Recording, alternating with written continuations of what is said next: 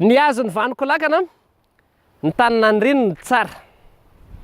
Ahoana zany? Hitanao ty hazo anankiray ity, tao anaty ala izy ity, dia ny tombo, ny sondrotra moramora. Rehefa lehibe ty hazo ity dia nisy olona niasa taminy. Ny zava-bita avy amin'izy ity zao raha jerevanao dia lasa ohatr'izao.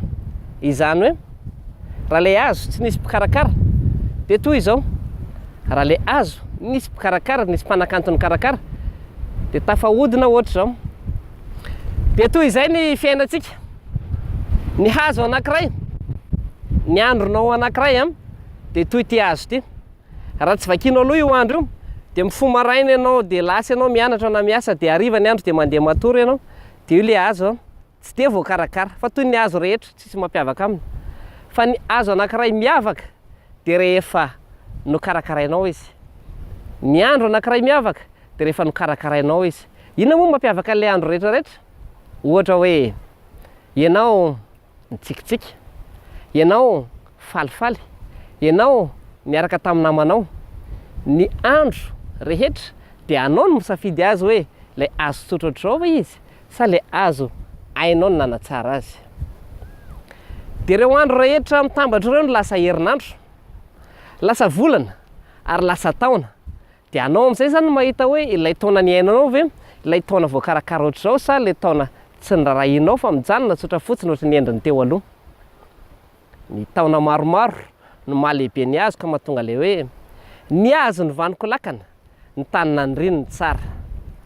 Eny, rehefa tena lehibe tokoa io hazo io dia ho lasa lakana anankiray raha hainao tsara ny kolokolo azy. Ka noho izany ilay teny hoe ny hazo ny vaniko lakana, ny tanina ny rino ny tsara dia mizara roa.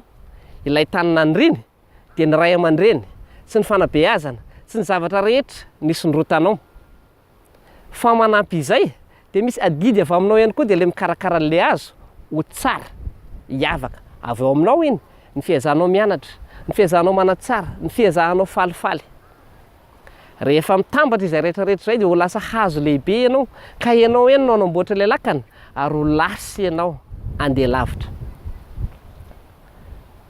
Rehefa lasa izay ianao dia tsapanao hoe ny tanina ny rinao ny tsara ary hainao no nanamboatra ilay lakana, hainao no nanatsara ilay fiainanao toy ny eto. Ny azo tokana tsy mba hala. Rehefa ho lasa ny lavitra any ianao dia mety ho ianao rery sisa. Mety ho lavitra anao ilay hazo hafa rehetra manodidina anao teo. Dia adidinao ny miverina, manasandratra sy manoro ireo hazo hafa rehetra mba tsy hahatonga azy ohatra izao fa hahatonga azy voakarakara toy izao.